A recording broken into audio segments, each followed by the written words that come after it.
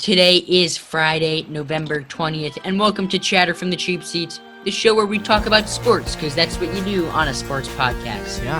To my right is Sammy. To my left is Ori. I just lied. We are not in person. We are on Zoom.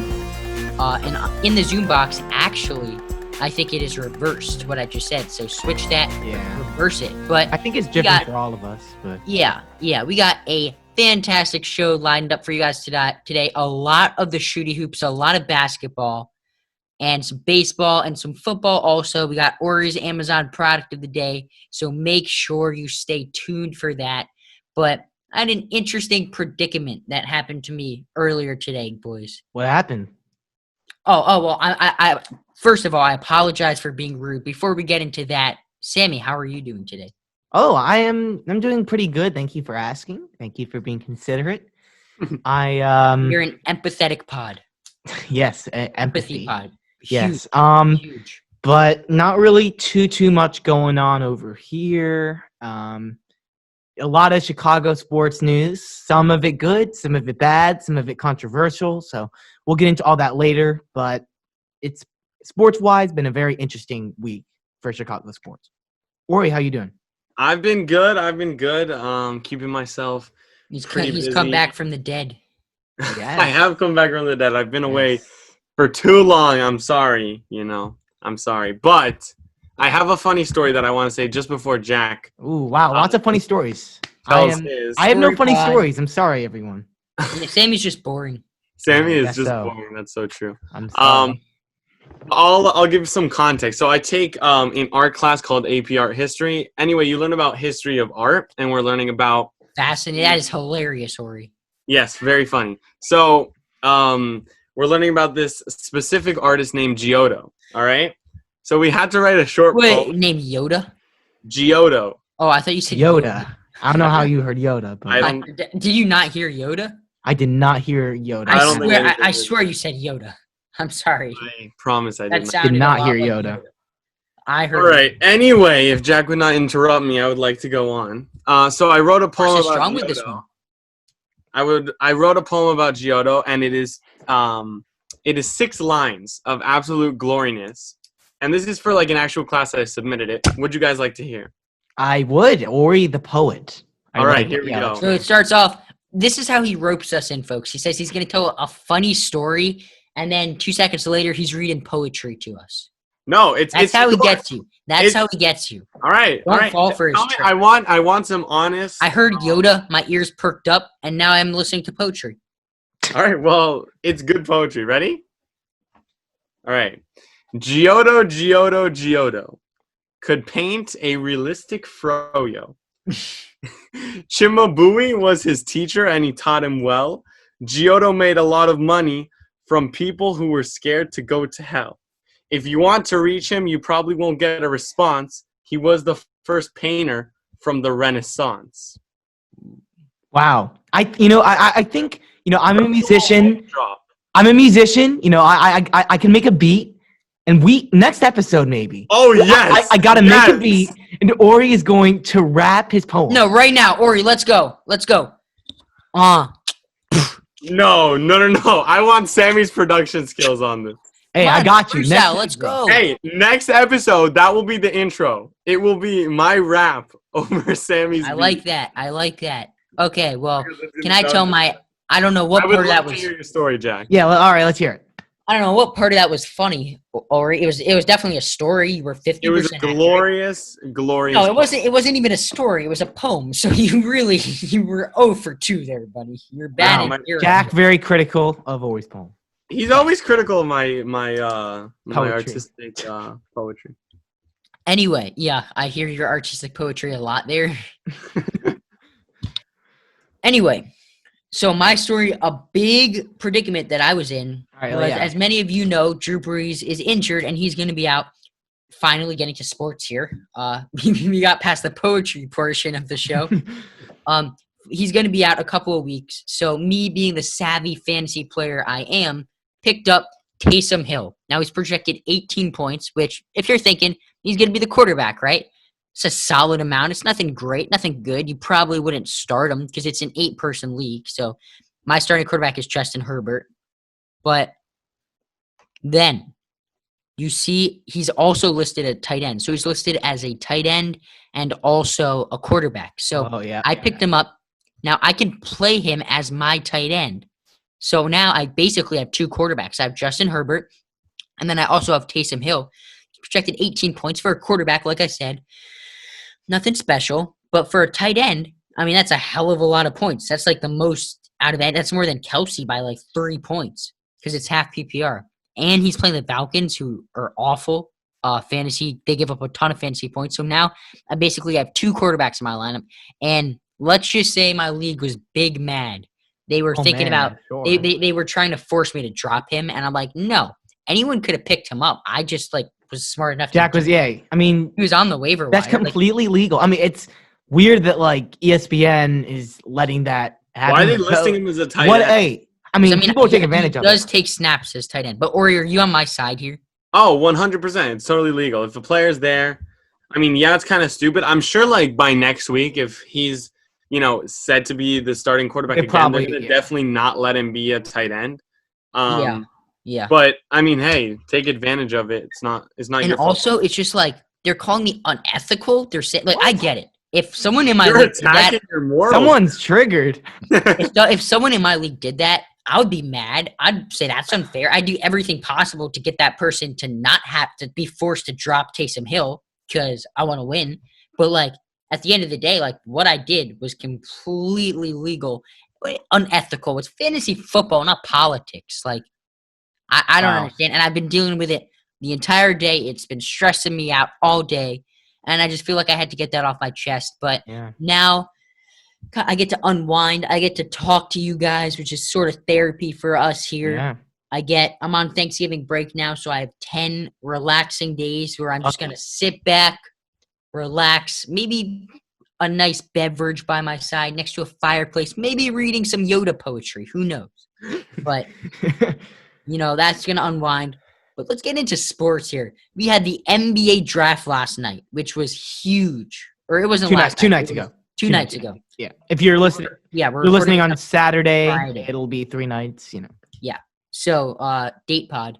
So that was very entertaining. We saw some guys fall farther than they were supposed to. And Ori, I know you're Israeli. Deji is Israeli. What is your thoughts on him falling that far? Oh my God. I was so happy when he got drafted. I thought he was going to go number 4. And me too. Danny Avdia. I learned how to pronounce Patrick Williams slander on this podcast aloud. Avdia. I really liked him. I think he's going to be a beast. I might be a little bit biased, but my man from Israel. I thought he was going to go number 4. Sammy, you wanted him, right? Or did you? Yeah, well, Denny Avdia is like one of the guys in the draft since he wasn't an NCAA guy. I didn't know as much about, and I read a little bit about him, but from what I've heard, he was this amazing talent, and he seems like he'd fit in. With the Bulls, I'm a Bulls fan with the number 4 pick. I was like, okay, go ahead.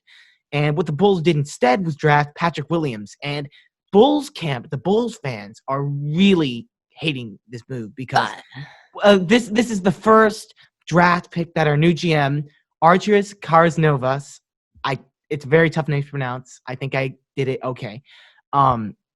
But that's his first draft pick as the new general manager of the Chicago Bulls, and the fans are ripping him apart. And I have to go against the fans because we have to give AK, as they call him, the GM, a chance.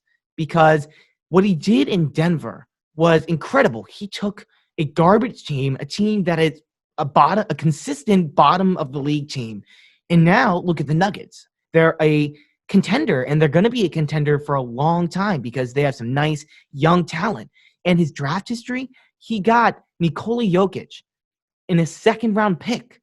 I really trust AK here to make the right pick. And there's obviously, he said, there's something in Patrick Williams from Florida State that he sees that other teams have not been seeing. He's obviously a great defensive player. That is the draw to him. But a lot of teams wrote him off because they thought that was his only attribute, whereas Karnisovas really saw that he could handle the ball, he could shoot, and he was this great player. And Jack, I know you're a Florida State fan. What do you think about this? Yeah, I know you were telling me earlier this week, just on the phone, that you think it was a little high for Williams to go, but I really like the pick, and I trust the pick. I think he's a great young project for the Bulls.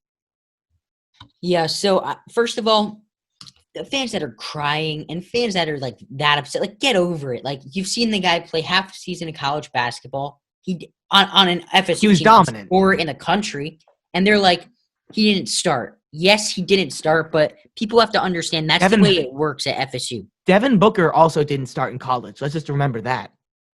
And Jack was telling me Knicks fans were upset when they drafted Porzingis. Like, Oh my God, everyone knew. Yeah. And, yeah, I mean that didn't really work out well for them, but that's not Porzingis' Right, fault. I Great mean- player, just injury prone. But I just think, I think people say he didn't start in college, but at FSU, people have to understand, FSU's whole mantra was that they had 12 guys and they could all do it. They rarely had like set starters. They would rotate guys, and Patrick Williams didn't start games. He finished them.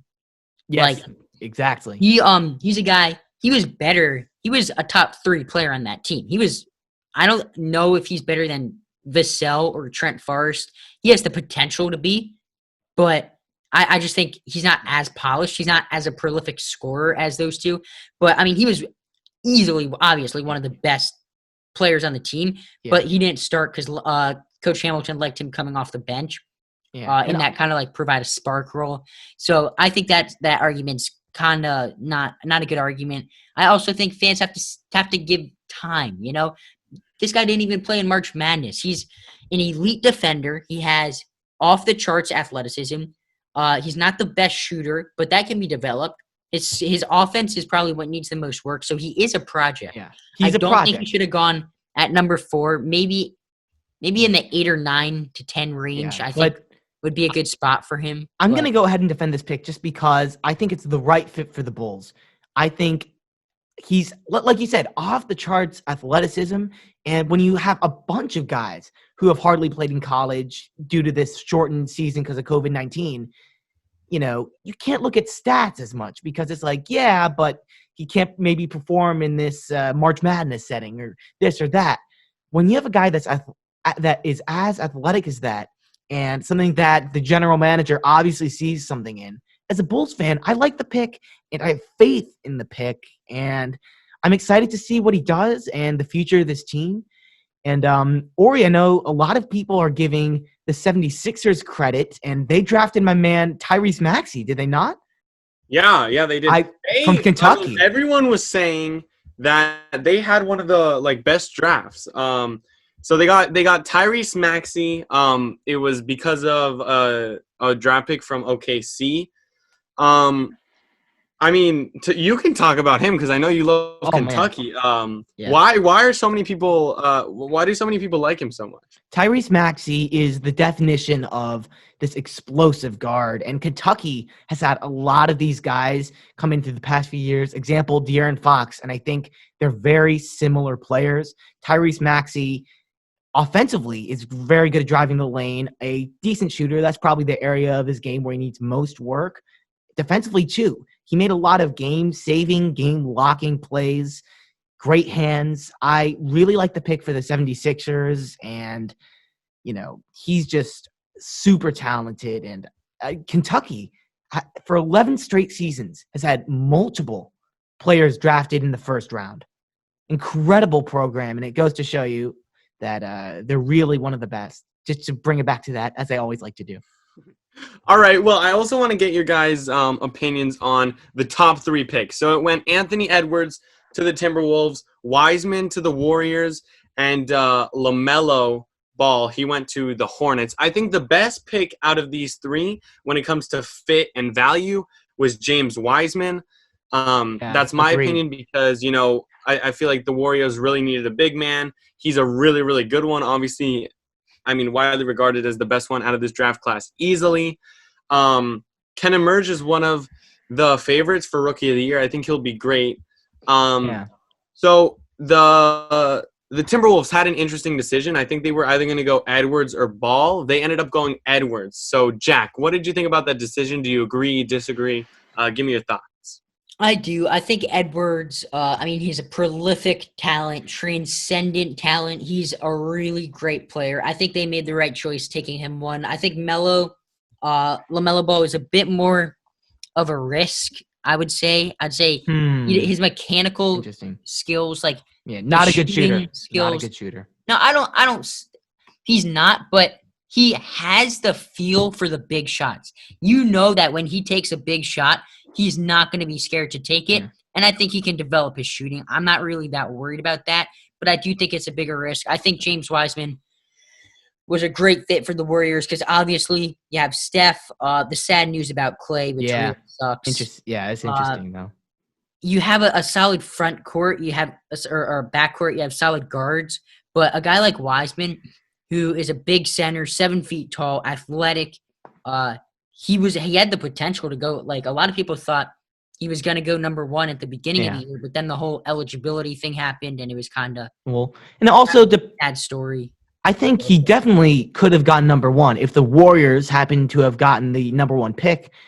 They would have taken him, I think. Yeah, and I think before the Clay injury, that was a given. Like they were going to take Wiseman if they could get him, no matter what. But hypothetically, I want to ask you guys, if the Warriors had the number one pick and they find out Clay goes down, do you think they draft Anthony Edwards instead because they're kind of in this win now mode and they think Edwards can do that? Or do they still opt to go the big man route and get the Wiseman? What do you guys think? They 100% get Edwards. And really? Yeah, because I say they trade the pick. Look, this is my thought. They're in a win now mode.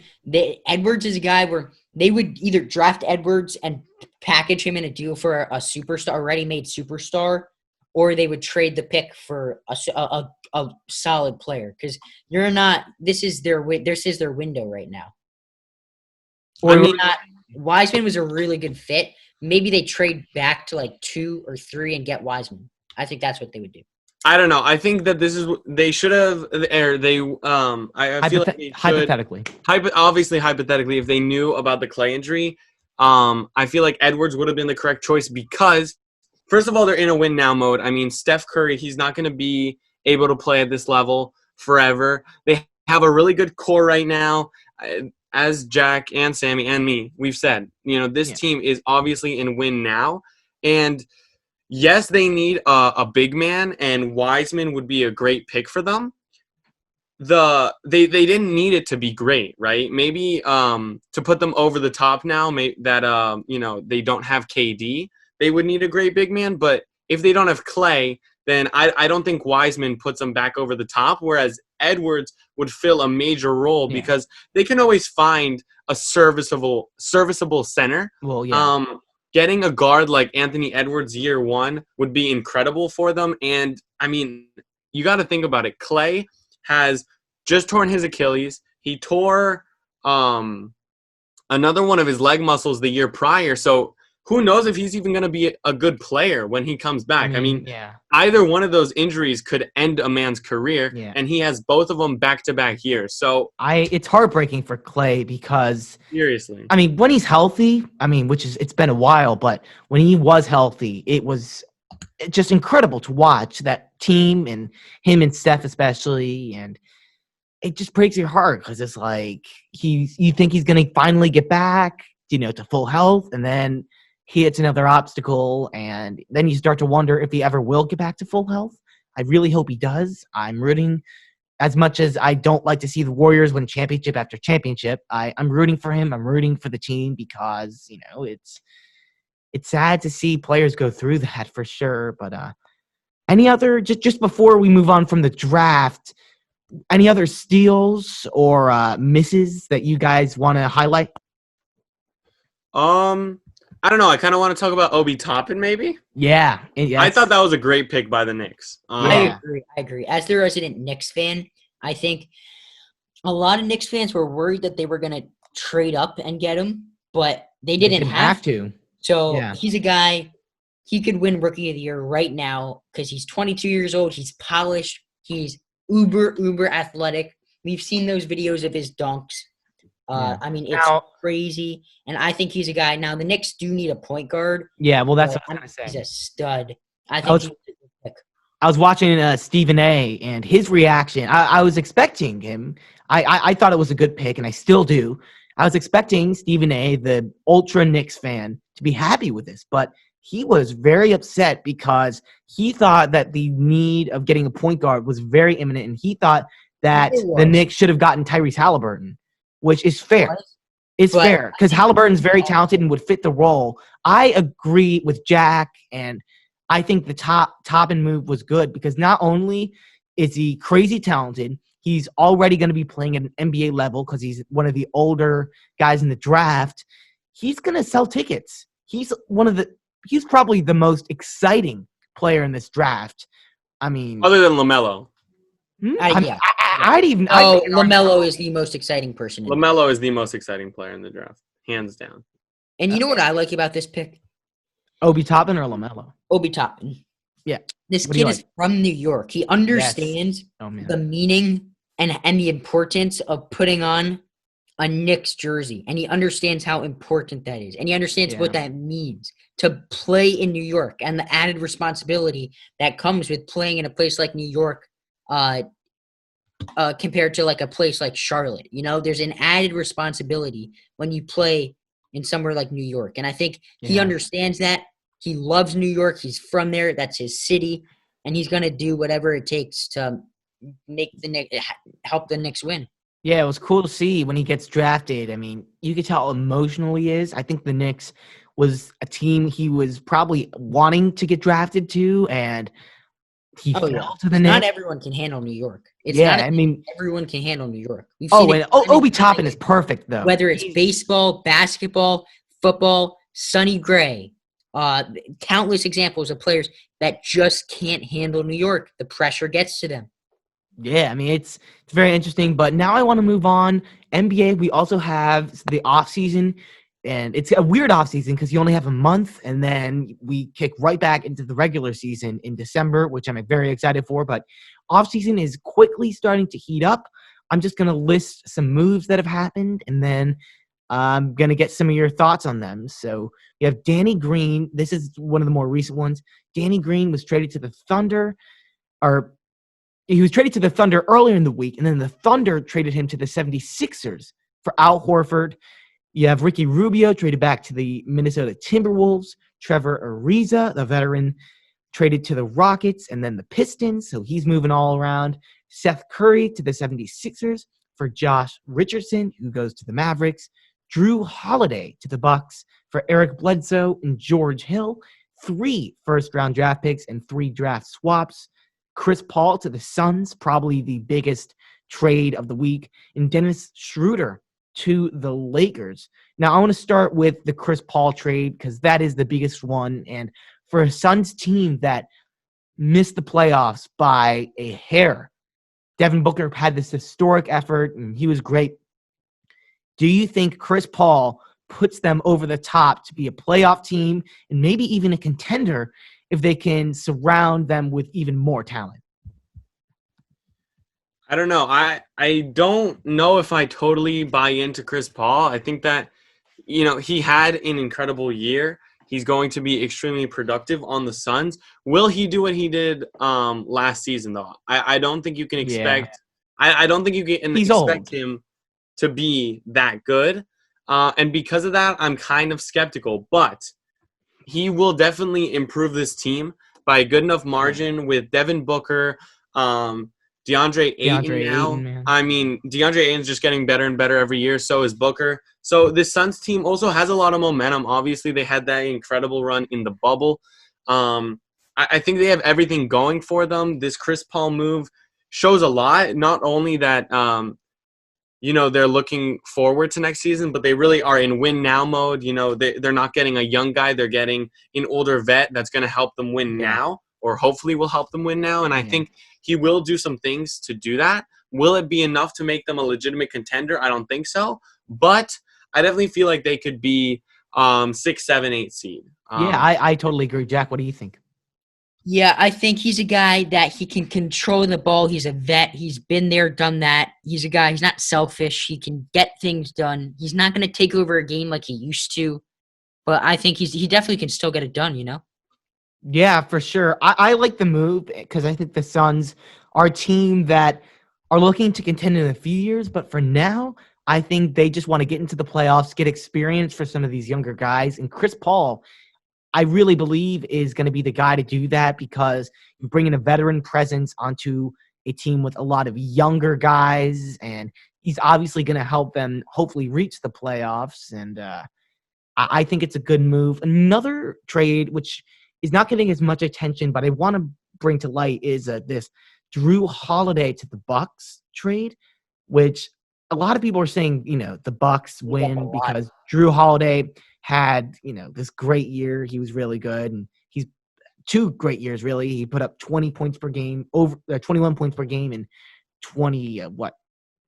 the 2018-19 season. But I honestly think that the Pelicans won this trade because George Hill is one of the best 3-point shooters in the league, top 3 easily. Eric Bledsoe averaged almost 15 points per game last year, and you get 3 first-round picks and 3 draft swaps. You think George Hill is a top 3 shooter in the league? 3-point shooter? Yeah, I mean, statistically, he is. I mean, yeah, but you think he's better than Steph? I don't think he's better than Steph, but I Yeah, mean, I'd put at Steph least top 5. way ahead of him. Last year, George Hill shot 46% from 3. Yeah, I mean, that's true. 51 from the field. And for a not- guard, that's incredibly impressive.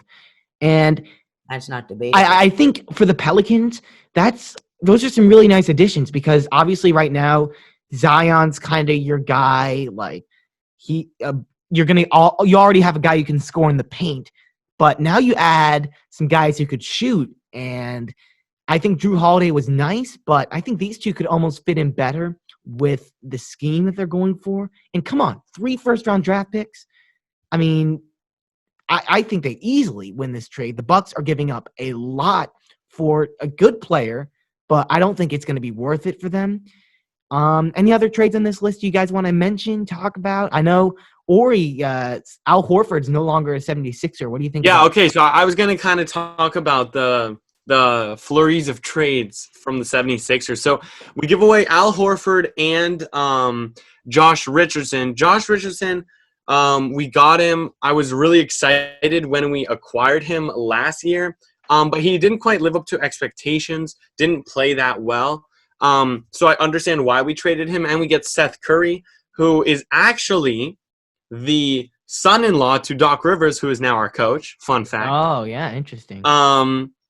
And then we trade away Al Horford, who we gave a massive deal to. He gets a massive contract, so we have to unload that contract because, we want to make a move of some sort. I don't know who we want to get in free agency, whether it's this year or next year. Al Horford was on a pretty big contract. Yeah. So Al Horford had a massive contract. So you want to get that out. Yep. Exactly. So you want to get that out of there. So we had to use 2 draft picks to get him out, and we acquired Danny Green, who everyone is talking crap about him, how he's a brick and all that. He's a good player. But he's a pretty good player, and Good he can shoot the 3. And Seth Curry and Danny Green are both good shooters, and that's exactly what this 76ers team needs. We have our 2 superstars. We have them, Ben Simmons, Joel Embiid. But now we need the 3-point shooters on the outside, so Simmons can drive and dish. That's all he needs to do. That's what he's great at. And these 2 shooters will definitely help accomplish that goal. Other than that, I don't really think anything was too noteworthy. Schroeder to the Lakers, I thought was good for the Lakers. Definitely, Did you guys have any strong opinions on that? I think it's a solid trade. Schroeder's been a very good player honestly, he's got underrated ever since he was with the Hawks. I mean, he's been really good. He had 18.9 points per game last year, 4 assists per game, which the assist is incredible, 46 from the field. Dennis Schroeder is a very good player, and for Lakers team that point guard was a little bit of a tricky spot for them. I guess Rondo was kind of the guy, but he's older and he wasn't quite as explosive. I think you improve with Schroeder, and obviously you just won the championship. And if you're improving, repeat is definitely in their sights, especially if they could land Anthony Davis back, which reports are saying that he wants to stay in LA. I mean, who wouldn't after winning a championship? But yeah, Lakers are going to be a scary team again. But now we talked a lot of basketball, as Jack likes to say. Wait, 1 second. This breaking news: Montrezl Harrell just got traded to the Lakers. No way. Yes, Great. As we're I talking. literally just saw this. Wow. Wow, he doesn't have to go too far though. Just has to go across town. No, he just has to go across town. Yeah, I know. That's it. Wow. I mean, just as we're talking about the Lakers, I thought we should talk about it, but that is I weird literally timing. just saw this. Man, I mean, just as I was saying, that's basically reiterating what I was saying, right? I mean, the Lakers are going to be a great team again. They add Schroeder, and, now you have Montrezl Harrell. I mean, that's four of, some of the best players of their position in the league. Maybe not quite. I mean, Dennis Schroeder, LeBron, Anthony Davis, and now you have Harrell. I mean, that is a solid lineup. Scary. That's really scary. I mean, Montrezl Harrell won Sixth Man of the Year last year. He scored. He averaged 18.6 points per game, 7 rebounds. I mean, insane. Yeah, I mean, the stud. That's going to be a scary Lakers team, man. Interesting. Who did the Lakers give up? I am not quite sure. I just saw that Harrell got traded. Okay, maybe we'll later in the show try to inform you guys of that. Interesting though. So, now I guess we can move on to baseball. And we had a lot of big baseball news as well this week. The biggest potentially was Robinson Cano. And a few years ago, he got suspended for steroids. He learned his lesson, but then he didn't learn his lesson because he got suspended again. So what do you guys have to say about this? I mean, because he had a good year. He had like a 140-something OPS plus. He was a great player. Obviously, I wonder why he was such a good player. What do you guys have to say about this whole deja vu with Robinson Cano? It's sad. It's sad. I mean, when he was on the Yankees, I loved him, but you think about it, thank God they didn't give him that contract, Oh, man, yeah. And what year is that, 2013? 2011, 2012. 2012. Yeah. I think the real winners are the Mets, though, because $24 million. Absolutely. Yes, they saved $24 million, and now after that, I think there's no way that they don't give Bauer a massive 1-year contract. Bauer, he's not going to take a 1-year contract. I know he's been saying that. I know he's been saying going, that. No. Here, this is my. I don't think he's going to. He's going to get shot. I don't want this to become Bauer talk, but I'm going to make it Bauer talk for like 5 seconds. I think what Bauer's going to do is he's going to sign a 1-year deal this year, win or be very close to the Cy Young again, and then sign the massive deal. I think he's going to go 1 year and then be like, screw it. But why would he do that? He could never have because his value would never be higher. Yes, than it would. Right now. It cannot possibly be higher. He's coming off I agree with Jack. There is no way that he's going to take. I get it, the bet and everything that he made with his friend. But then you're facing $400 million. I think you're willing to take, or not 400. He is not getting. I don't know why I said that. 300.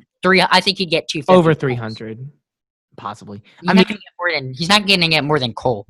I don't think he'd end up on the Mets though, just because the Mets, if they're healthy, are already going to have a good rotation. I mean, I think the Mets, they're going to be trying to spend and trade offensively. I think Lindor is in their sights. I think LeMahieu.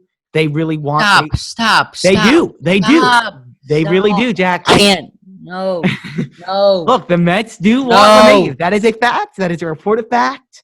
And although I doubt it's going to happen, but it's a possibility. The Yankees are because DJ. If the offers are even like remotely close, DJ has made it very clear that he does want to stay in New York, but the Mets are not in New York. The Mets are in New York. He wants to be a Yankee. He wants to be. Mets are in New York. Mets are in New York. I realize that. Yeah. Ori, thank you for the geography lesson. But he wants to be a Yankee, and I think that there have been reports coming out saying that the Mets are big players for him, but those have toned down just a little bit. And now there are a lot of reports saying that the Yankees are 1,000% focused on re-signing DJ LeMahieu. The Blue Jays have come out as a big contender, but I think realistically, I there's no doubt in my mind. I think he's going to be a New York Yankee, and if he's not a New York Yankee, then I think the Yankees are going to get The only way that I can picture him not being a New York Yankee is if the Yankees get Lindor, and I think there's a very slim chance of the Yankees getting Lindor. I agree. Well, because next year, we're talking about this a few weeks ago with Joe's McFly, but next year you have all these shortstops, a ton of shortstops that are going to be free agents. Javier Baez, Trevor Story, Lindor is going to be free agent. I mean, probably not because he'll probably get signed. But I mean, Correa, bottom line, there's going to be a ton of shortstops. And if the Yankees want a shortstop, next year is the year to do it. And they get LeMahieu back. They sign a shortstop next year. And now you have a beastly infield with Urshela at third, Ben at the hot corner, all-star shortstop, LeMahieu, and Luke Voigt, the home run champ. That would be ideal for the Yankees. But, and now moving on, we had another huge piece of baseball news, which is very near and dear to my heart. And I was surprised, to be honest, to hear this. Theo Epstein resigns as president of baseball operations for the Chicago Cubs. I think it's actually effective today. I could be wrong on that, but bottom line, I mean, it's sad for me. Obviously, he gave us a World Series. He is the biggest factor in terms of a person in giving the Chicago Cubs a World Series. He drafted Chris Bryant. He traded for Anthony Rizzo. He drafted Javier Baez. He drafted Wilson Contreras. He traded for Dexter Fowler. He signed Jason Hayward. I mean, you can go on and on with all these incredible moves that worked out. John Lester, Jake Arrieta. He's really a genius. Probably the Michael Jordan of GMs and president of baseball operations. Same, cluster of, what you're doing there. But it's sad to see him go for a few reasons. One, just nostalgia because he's done all that and you want him to stay as long as he wants. And you also have the possibility, a greater possibility now, that the Cubs are going to move towards a rebuild because with Theo Epstein there, I'm kind of thinking, all right, Theo's going to stay one more year because he has this 10-year thing. He doesn't want to stay with a ball club for more than 10 years. And with him there, I'm thinking that we'll be fine. One more year of contention, and then we'll kind of knock it all down. But now that he's gone, I'm concerned. The Bryant trade talks have been really heating up, and with Jed Hoyer as the new GM, I'm a little concerned. If they're going to move on, I don't want them doing it with the same group of guys. I want there to be real change because Jed Hoyer is just coming up from – he was the assistant kind of to Theo, and, I'm concerned as a Cubs fan. What do you guys have to say? I know you guys aren't Cubbies fans, as I am, but it's huge news. Theo Epstein's a huge name around the league. Yeah, he's massive. As you kind of alluded to, he's just one of the best GMs to ever do it. Obviously, gave the Cubs that World Series. So he resigns, and I'm kind of confused, Sammy. I don't know why he would resign. I think it might be this is my thought. It's like the Cubs are kind of falling, like their trend is down, so he kind of wants to swap teams. Or was it the 10-year rule? Is that? Yeah, well, Theo Epstein's thing, he did the same thing with the Red Sox. He kind of started with them in the early 2000s, ended in 2011. And his thing that he likes to stay to is 10 years. Because he thinks that if a GM, if front office is there for longer than that, things are just going to kind of stay the same. You're not going to get real change, which I understand. And 10 years would actually be next year. So I was thinking, as a Cubs fan, all right, we have one more year. After this year, because a lot of the contracts end after next year, Theo's going to go away, I was thinking he was going to stay. It was a surprise to me to see him leave a year early, but, knowing that he was going to leave soon, it's not like groundbreaking for me. I'm just kind of sad because I think the Cubs are going – at this point, I think the Cubs are going to be a very different team next year, and it's a group of guys I've gotten very used to. I love – they won a World Series for us, of course, and I think a lot of those guys are going to start getting shipped off, and the next year, a lot of them are free agents. It might be the end of an era. It definitely is the end of an era for the Chicago Cubs, and it's sad for me to say that. Jack, you have any thoughts on the Theo Epstein resignation? I think the Cubs are going into a rebuild now. I think they are, and I think that's kind of sad to say just because they've been such a good team over the past 5-6 years. But 5 years. I think they're going to go into a rebuild, and we'll see. We'll see how their new baseball front office leaders fare. Yeah, Jed and Hoyer. It's definitely going to be interesting to see what they do with guys like Chris Dave or I'm blanking. What's his name? Third baseman. Chris Bryant? Yes, Chris Bryant, not Chris Davis. Oh, A little bit better. God than Chris forbid Davis. Chris Davis is a Chicago Cub. Oh Jeez. my goodness. Yeah, that would Sorry, not Ori. be good. Yeah, but just to wrap up on the Theo Epstein thing, where will we end up? And he's honestly, I think he wants to take a break from baseball for a year. That's kind of what reports are saying. And he might want to maybe try to get into owning a team or going into an owning bid with a few other guys. And if he was trying to go to a team, a team that comes directly to mind is the Philadelphia Phillies for me, because they're a team that's been a little bit mismanaged, kind of have potential, a lot of talent, but not a lot of results. You have a GM vacancy. So that was kind of my thought with Theo Epstein, but he looks like he doesn't really want any part of it. He kind of wants to take a break for a year. We will see. But that does it for our baseball news for the week. Jack has a very dumb, outrageous, just horrible take today. Absolutely horrible. Almost dumber than Sammy's poem, or Ori's poem. Almost dumber than Ori's Amazon product of the day, which you will be hearing later in the show, so stay tuned for that. But this is from Cameron Wolf. In 2012, got that blue check mark. He says, and I quote, "You heard it here first. You heard it here first. Tyler Bray is going to be the next great quarterback in the NFL." Now, I don't know if you guys I don't know if you guys have heard of this quote unquote Tyler Bray. Tyler Bray. I know who Tyler Bray is very well. I don't think I know who he is. I've never heard of him. Tyler Bray is the third string quarterback of the Chicago Bears. And let me tell you, Nick Foles, and we'll talk about this game. I have a lot of things to say about this Vikings Monday night game. But Nick Foles goes down the last few minutes. And my man Tyler Bray comes in, because Trubisky's also hurt, which is a whole nother predicament. Man. My man Tyler Bray comes in. He misses 2 targets. Like, he has 3 throws. One of them he converts. It's like 5 yards. Whatever. His next 2 throws probably missed the target by a combined distance of 20 miles. He's nowhere near the target. He is outrageously bad. And this is really, luckily, we haven't had to revert to him, because we've been pretty healthy at the QB position. But we finally do in a regular season game, and he's god-awful. I hope the Bears cut him right now.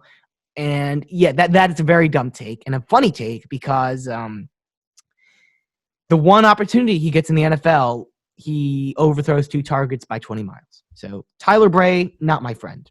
Wow, that hits closer to home than I think we might have expected. But other than that, in football, we're gonna do a little bit of a NFL Week 10 recap. I'll just list some games, some plays. You guys tell me what you guys want to highlight. So we had the Buccaneers really clamping on the Carolina Panthers. They go up to 7-3.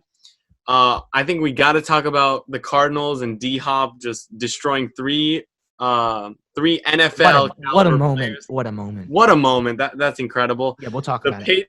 I don't want to talk about this one. Patriots, Stone Ravens, whatever. Who cares? And then the Bears. Bears lose 4 straight games. And you know what? I'll start with you there, Sammy. We already were talking about the Bears. Let's talk about them a little more.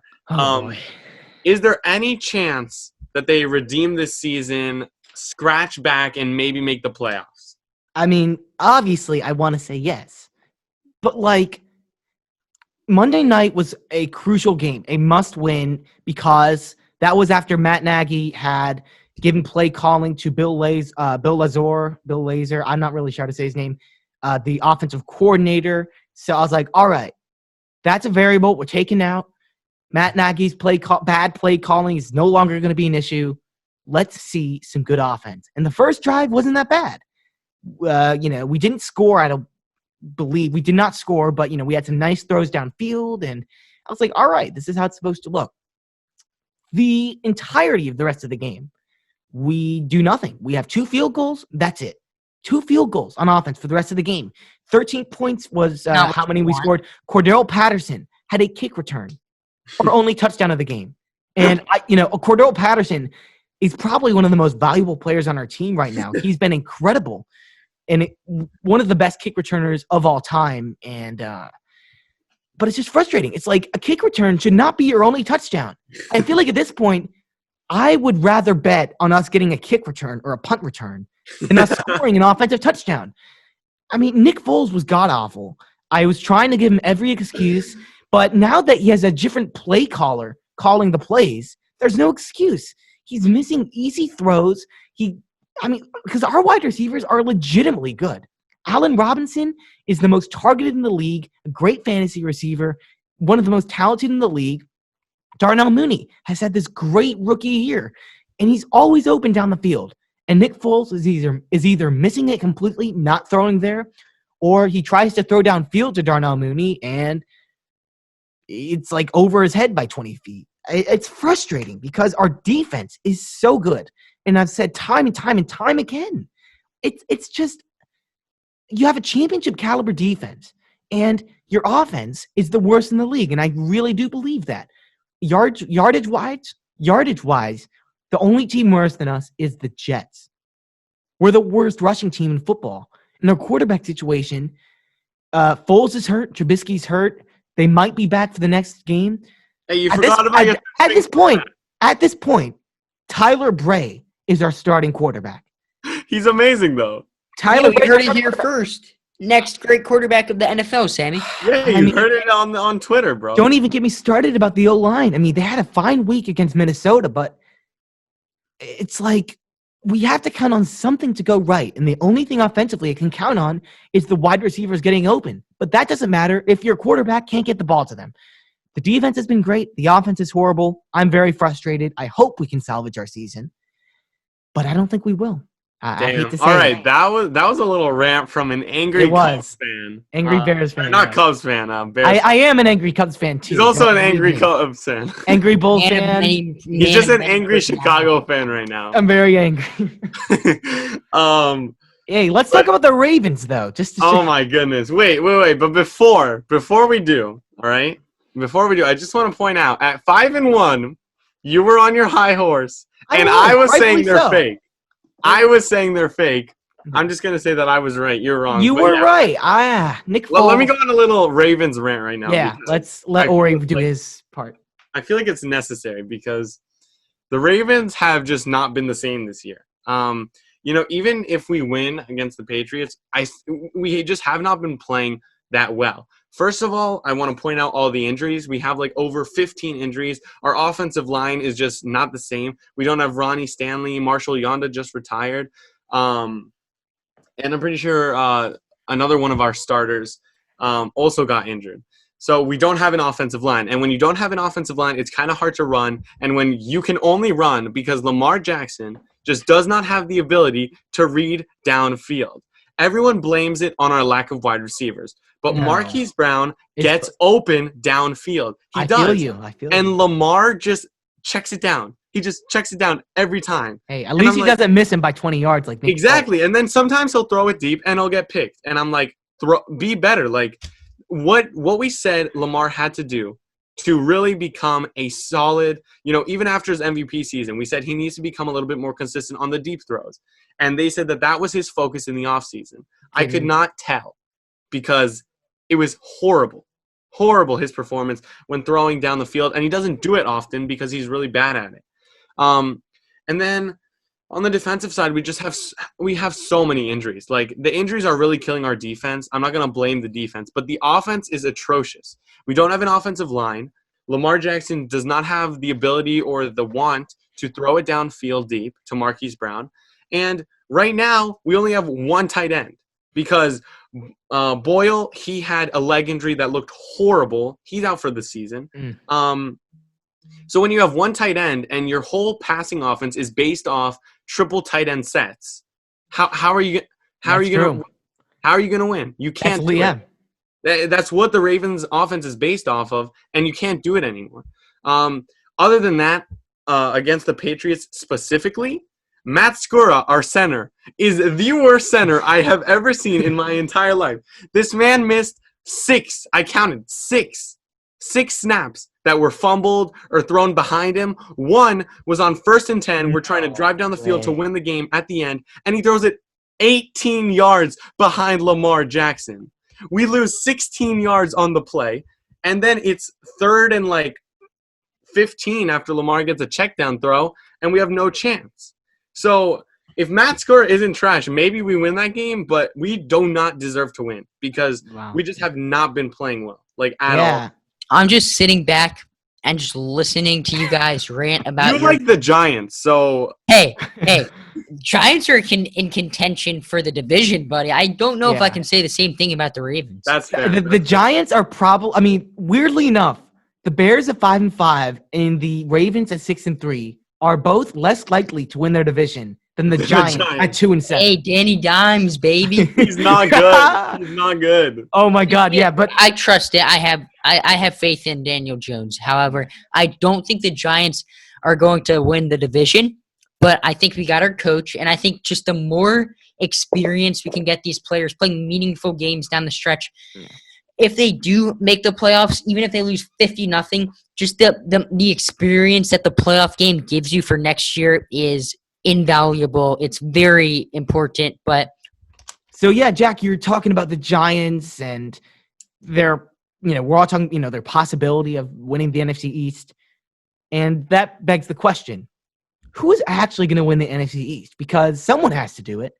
The Eagles are currently in first place with 3-5-1. And the Cowboys and Giants are tied for last, 2-7, just what? Game and a half back. I don't know if my math is quite correct, but who's going to win this division? Someone has to do it. Someone's going to have to step up and be decent at football. Or maybe not, be not horrible at football. Well, I was about to say, I don't think any one of these teams are going to step up and be decent, it's but a tough ask. It's a tough ask. It is a tough ask. This division is atrocious. I don't think anyone could have predicted this. I'm sure all our records for these teams are going to be super off. Yeah, that's going to be funny. That's going to be fun to look back on. But I think the Eagles are my pick because – I mean, I don't really have a good reason other than every other team is so bad. I believe – I can't even say I believe in the Eagles, but, I believe in every other team so much less that I just got to go – I just got to go with the Eagles for me. Yeah, well, for me, I'm going to go with the hot take, and I don't really believe in any of these teams, but the Cowboys have – I think Sammy, I'm going to kick you off of this podcast right now. Are you kidding me? The Cowboys have freaking Ben DiNucci playing quarterback. I know Andy Dalton is coming back. Look. The Cowboys are awful. They are worse than the Giants. They have the second easiest schedule remaining. It doesn't matter because they're easily the easiest schedule. All these other teams, except the Giants, have a decently easy schedule, but all these other teams have pretty hard schedules. Especially the Eagles. The Eagles have the hardest schedule remaining, and they've had the easiest up to this point. And the Cowboys, I'm not trying to defend them or anything. You have Andy Dalton coming back. You have undeniable talent offensively. Defensively, I'm not going to try to defend that. But you're not playing, you're only playing one good team for the rest of the year. All the rest are below 500. I think the Cowboys can win enough games to win this division. If they win 6 games on the year and win this division, so be it. They'll do it. The Cowboys were in third place in the division, Sammy. That's like saying that if who's an average basketball? Let's say if Kyrie Irving had to 1v1 LeBron James, and then Michael Jordan, and then Paul Millsap, or I have to 1v1 3 G League players. Yes, I have the easiest schedule, but guess what? I am trash. The Cowboys are tied for last place. They are 2-7. Do you honestly think 3, 4, 5, 6 math pod, the Cowboys are going to win 4 more games and the Eagles and Giants aren't going to win 3? There is 0% chance. There is 0% chance the Cowboys are winning this division. Let me look at their schedule real quick. Let me look at this schedule. What's going on? You are so wrong here. It is not even funny. Because every game that they play from this point on, they're supposed to lose. They have to get 4 more wins. Football team, they're not going to win that game, but let's say they do, that's 1. Ravens, they're not winning that game. Bengals, let's say they win that game, that's 2. 49ers, they're not winning that game. You beat the Eagles, you beat the Giants, 4 wins. But they're not doing that. They're not beating the Eagles. They can. They're not beating the Eagles, They're not beating the Giants. They're not beating the Bengals, and they're not beating the football team. The football team beat them 25-3. I mean, they're so bad. They're so bad. There's no chance that they win this division. None. They're a sorry excuse for a football team. They don't belong on the same level. They're almost as bad as the Bears. Oh Sam, my you- goodness. You're really trying to hit home here. But look, Cowboys remaining schedule. Vikings, I'll give them a loss. Football team, winnable game. They're not that good. They lost 25-3. Not a winnable Water game. under the bridge. They could do it. Ravens, lost. No question about that. I'd hope. Unless the Ravens really are bad, but we'll see. Bengals, win. You have 2 wins. 49ers, loss. Eagles, Giants, both winnable games. They have 4, I'd say, definitely winnable games. They could win this division. And I think they could even win this division with 3 wins remaining on the 3 season. wins? Because Okay. the Eagles have a very tough schedule remaining. Let me just pull it up Oh, Jack right is here. left. Jack left. The Eagles have a very tough schedule remaining for our viewers still listening to the podcast. The Seahawks, they have to play. The Packers, they have to play. The Saints, they have to play. The Cardinals, they have to play. And I don't think they're going to be able to win 2 games. I mean, they have to basically be perfect to win at least 3. And to win 3 would be 6 wins. The Cowboys can't win this division with 6 wins. And I'm not trying to defend what is, I truly do believe, a sorry excuse for a football team. But the Cowboys have one of the second easiest schedule remaining, and the Eagles have the 5th hardest schedule remaining. And I think with a division with 4 equally bad teams, that is the factor. That is the factor. And I think the Cowboys can, and I think they will win this division. Jack hates me, but it's okay. All right, well, He's chilling. Is he wait, is he done talking? he's done. He's done. Okay, I so have I can turn around now. I don't have to shun him anymore. All right, Jack has finally officially returned to Okay, the All right. Did I just hear Sammy say that the Cowboys can win the division with 3 wins? I think 3 more wins. 6 3 wins in more total. wins.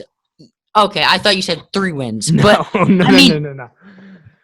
Sammy, if you look at the Giants' schedule, the Giants are 10 times a more better team than the Cowboys. The Giants are not going to lose to the Cowboys. The Giants can beat the Bengals. The Giants are obviously going to beat the Cowboys. I would be willing to bet my life on that. And the Giants could beat the Ravens in a Week 17 game. Maybe they clinched. But look, the Giants. The Giants can beat What? the Browns. No, I'm saying if they clinched mean, and they're they- not caring about the game and they're playing their backups. Look. Bengals is a winnable game. Browns is a winnable game. Cowboys is a winnable game. The Giants have a clear path to this. I don't think they're going to win it. I think the Eagles are going to. But there is no chance in hell that the Cowboys win this division. None. Zero. Zilch. Nada. They are so just horrific. And there's no chance they're going to win. Every team that they play, they are going to lose against. I would be willing to It's bet not my life that they're not going to win another game this entire season, Sam. We went into the season thinking that the Cowboys were a winning team that could win this division. And I'm not saying they're that. They're obviously much, much worse than that. But they have such an easy schedule remaining. They only play 1 team with a winning record. The Giants They're not going to win a play game. 1, They're not 2, going to win a game. 3, 4 teams with a But winning it's only record. going to take 6 wins. It's only going to take 6 wins. to Exactly. win So the this Cowboys division. can do it. They're Cowboys not. can win The 3 Cowboys are not going to win a game the rest of the season. I will bet money on that, and I will right. bet good No. money that the Cowboys will not win this division. I would bet my We'll life. see. No, I see. would bet my podcast rights right here. The Cowboys are not going to win another game this entire season. If they do, make fun of me. I don't care. But if they don't, We will then definitely. I do would that. like a formal apology. Now, with that Okay. being said, let's move on to our picks. All right. Let's lower the temperature. Move Yeah, on. to our let's picks. calm down a little. But before we move to our picks, we have Oh. one more crucial game we must talk about. Yes. And it was incredible. It was the Bills versus the Arizona Cardinals. Hail Sam, Murray. you want to give us the context, the little backstory in the play? Yeah, it was an incredible. Well, because you have this game where the Cardinals are winning with a minute left, and the Bills are driving, and they score on this really nice diving catch on the left side. Stephon Diggs, DMV guy, Maryland guy, or local dude, and makes this great catch. And the Bills' chance of winning this game is like 90-something% for sure, probably over 95. It seems all but sealed. With 3 seconds left, last play of the game, I do believe, right? Yeah. So last play of the game, you have Kyler Murray rolling out to the left side, and he just heaves the ball downfield to his man DeAndre Hopkins, because who else are you going to throw it to? And 3 guys are on him, surrounding him. And they all go up for the football. You can see their gloves, all different logos, which is a funny picture. But somehow, in a pile of 3 guys on the opposing team, DeAndre Hopkins reaches up and comes down with the football. One of the most unbelievable plays I watched live in my whole my whole life of watching football. But just what a moment for the Cardinals, a team that was, is doing good, better than expectations, but had some losses that they'd want to put behind them. And a loss to the Bills would be really tough for them, especially with a tough game for the Seahawks coming up that they lost on Thursday Night Football.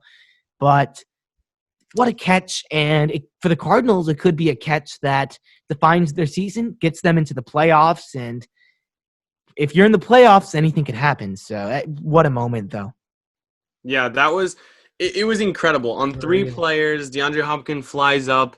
It was definitely the most incredible single play I've ever seen in my entire life. Like, it was just, I mean, does that catch, that catch actually put him in the 99 club for Madden? Fun fact. Oh, yeah. I mean, the commentator, Ian Eagle, who I believe Jack has actually met. I have. Yeah. Ian Eagle, like, you could tell he's just, like, stunned. I mean, and that's one of the, more fun things about watching these incredible plays. Like, the announcers, the commentators, they're just, like, as stunned as you are. It's really, really cool. Yeah. I mean, incredible game. But let's get on to our Week 11 picks here. We got locks. We got upsets as per usual. Sammy has been in 3rd place the whole season. I have. Just like the Cowboys, last place. All right. Enough bickering. Sammy, I'd like to hear your lock, even though for you, usually your locks are incorrect. But yeah, man, it's been rough go things with my lock picks, but I feel pretty confident with this one because this team has won 6 straight games, and yes, you lose your starting quarterback, but you have a guy that's coming in there that I believe will do the job. And I'm talking about the New Orleans Saints. Drew Brees goes down at the end of that game with this, pretty bad injury. It's going to sideline him for a few weeks, and at least you have Taysom Hill coming in, and he's obviously a talented player. I think he'll do the job. And even so, you have a very hot football team, a team that's been winning games, a team that at the right time is starting to heat up versus a team that has been atrocious all year, the Atlanta Falcons. I truly do believe the Saints have a significant upper hand in this game. I think it's a good lock pick. If this lock pick sells me, I mean, I don't know what I'm going to do. I can't keep making bad lock picks. I can't do it. I mean, and last week I picked the Packers. They almost lost to the Jaguars. It's the curse. It's the curse. Maybe if the Bears are the lock curse. Maybe if the Bears are the underdog, I should pick the lock so they win. Maybe that could be my strategy to push them into the playoffs. Ooh. That is some high-level thinking. Now, Ori. Big brain. Jack. This was your lock pick, I'm pretty sure. But I think I have to take it. I think I do. Oh, are you stealing my anybody against the Jets? I am not. That was actually my lock pick originally. But I'm going to have to switch off to anybody A, B, C. Anybody but Cowboys. I am taking Minnesota against the Dallas Cowboys here. I don't have to explain why. You can just rewind about 5 minutes. Yeah. No, that's a good pick. I agree with you. I wasn't trying to say the Cowboys are a good team. Don't get me wrong. I was gonna take the Vikings. That's not fair. Well, Ori, I think I had to. We got a podcast with me, Ori, and the second coming of Jerry Jones over here. What? bro. Oh my goodness. Hey, don't paint me as this defender of the Cowboys. I don't like I'm them either. just kidding. I'm just baby. spitting I'm facts just over kidding. here. Well, I think I'm going to, even though my lock was just stolen, I am still hella confident. Chargers over Jets. My philosophy stays the same here. Anybody over the Jets is an easy dub. So that's my lock. Going to the upsets. I want to talk about mine first because I think it's a pretty interesting one, and I'd like to get your guys' takes. We have All right. the Rams versus the Buccaneers, and I'm taking Good the game. Rams. Good. Yes, the Buccaneers are extremely hot, but inconsistent. They are inconsistent, and that is just something that can't be denied. They scored 3 points one week and then like 40-something points the next week. So against a Rams team that is extremely consistent, they have it one of the best, if not the best, defensive player in the NFL in Aaron Donald. He will literally destroy Tom Brady if he gets to him. So I really think the Rams have it if they can just lock up on defense. I'm not really scared of this Buccaneers defense against the Rams. I think the Rams offense will handle them just fine, especially with this running back by committee that I really like watching.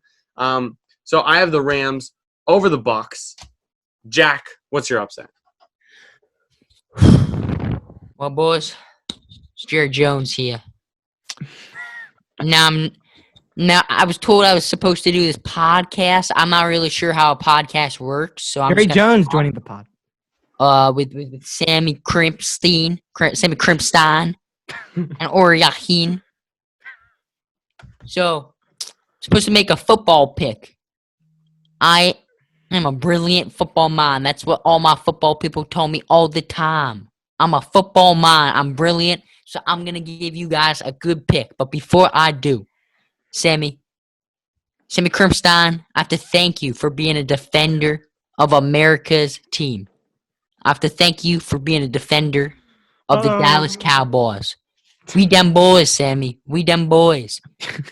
Tonight, we will unite and fight the Cowboy haters like That's Jack gone mad. Feldman and Stephen A. Smith. It's Right. weird because Jerry Jones sounds a lot like Tony La Russa from last week. They're very they have a very similar accent going on. I don't think Jack's impersonation skills are quite that good. I don't know who Jack is. This is Jerry Jones or Yahin. But without further ado, I will make my pick for this weekend. Are you guys ready? Jerry, what's the pick, Jerry? I have the Cincinnati Bengals over the Washington football team. That is my pick. I think Joe Burrow is going to ball out. I think Washington's coming off a rough loss. I think they're going to lose a close one tonight. Well, I mean, Jerry Jones, you hate obviously the Washington football team as much as anyone, Oh, yes, sir. All right. So thank you, Jerry Jones, for coming on the podcast. No problem. My upset, and I took this team as my lock last week, and they almost blew it for me. But I'm gonna take him as my upset this week because I really dig this matchup, and that is the Green Bay Packers over the Indianapolis Colts. Now, these have both been teams that have been successful. The Colts are according to the spread, are the favorites because they're at home. I think the Packers can just overpower them.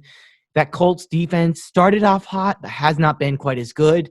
I trust Aaron Rodgers, Devontae Adams, and crew to handle the Colts pretty easily. And I think with the win, the Packers, each win, obviously, they're getting closer to grabbing that NFC North title. Doesn't look like any other team is really making too much of an effort now that the Bears are have lost 4 straight. So, yeah, I like the Packers this week against the Indianapolis Colts. And that wraps it up for our upset picks. But we have one final segment, and that is Ori's Amazon product of the day. Ori, take it away. He has a nice one for us. Very excited to hear it. All right, here we go, boys. So we're coming back with an absolute banger. I read this product, and I actually had to read it 3 times because I did not understand it. I did not comprehend what it could mean. So here you go. We have dehydrated water. 16 ounces can. What? Yeah, dehydrated water. So basically, what it says, it's just an empty can, and it says just add water, and it could make infinite gallons of water. Wait. I'm very confused. Okay, I'm trying to like It's kind of think about this. it's hard to think about. I could not believe it when I looked it up. Dehydrated water. It's just a can that says dehydrated water and says just add water, right? Funny. And then it says it can make up to infinite gallons because you can put infinite gallons of water in this bottle. So it's quite the funny joke. And you'd think, okay, I mean, maybe a few sales. Is it just a bottle of 547 reviews, which is a lot of reviews if you guys aren't hip to the Amazon culture. 587 reviews. That means you've made it in the Amazon world, if you guys were not aware. So Ori's the expert here. I am the expert here. I've done this for way longer than anyone ever. So out of these 587 ratings, 82% of them are 5 stars, and a 4.7 out of 5 is the wow. is the average, which is insanely high. What is? So you just? Is it just a bottle of water? Can. It's an empty can. That's it. It's $20. just like a can for $20. $20. It's an empty can, and it's 4.7. Like, there's no catch. It's just like it's just an empty can. It's like the weirdest thing I've ever seen on this site in my entire life. And what did the reviews say? I'm very curious. One was like, "Hoot tootin', it's gluten-free too." I'm like, what? Oh man, that's interesting. I'm like, wow. This literally had me baffled. I was baffled. I was flabbergasted. Wow, a can of water brought to you by Ori. Flabbergasted. That is a nice word. Also, can I just say something here? Yeah. What an episode! We've had Jerry Jones join us. We Jerry had Jones came rant by all three of us. Sammy, your Bears rant, or your Ravens rant, and my Cowboys rant. Anti-Cowboys rant. Anti-Cowboys rant. We're epic. I think the first real rant on the show. I think my Cowboys rant. I mean, we've had some mini rants, but nothing with that emotion. Oh yeah, that was. I mean, it was. I have never heard someone denounce a team and Sammy more than Jack did this episode. It was incredible. Yeah, man. We had an incredible guest, Jerry Jones. Like I said, secretly twin brothers with Tony La Russa. Yes, secretly. It's only voice though. Only the voice. Yeah, they don't look anything alike. Yeah, look nothing alike. But final words. Anyone? Bueller. Yeah, no, I mean, this was seriously a fun episode. I mean, Jerry Jones, very kind of Tony La Russa / Jerry Jones to join the pod.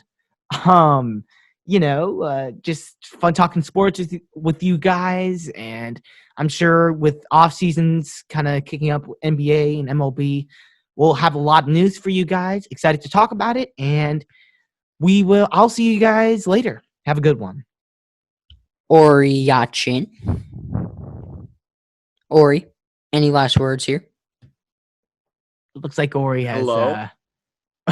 I had no. I'm back. Like Ori has left the building. I'm back. All right. So yeah, Ori disconnected for a little bit, but any last words? No, I just wanted to say thank you guys for listening. It's good to be back. I will be back more. I will stop forgetting about recording times and stuff like that. But next episode, me and Sammy will drop a fire track at the beginning. Oh yeah, man. Yeah, I will put together a little beat for Ori to rap to, and we are going to hear. You have to be here. Possibly the greatest rap of all time. So yeah, definitely stay tuned for next week. Definitely stay tuned for next week. I think that's the biggest incentive a listener could have to listen to me rap over Sammy's beats. But Jack, you can finish us off here. Or did you get a haircut? Yes. Yeah, looks like you got a haircut. Looks good. Looks good, buddy. Grazie. Well, yeah, great episode as always. We love you guys for joining us every week. Get your weekly fix of sports in. We love you. Bye. Peace. Ori, take us out, baby. Bye.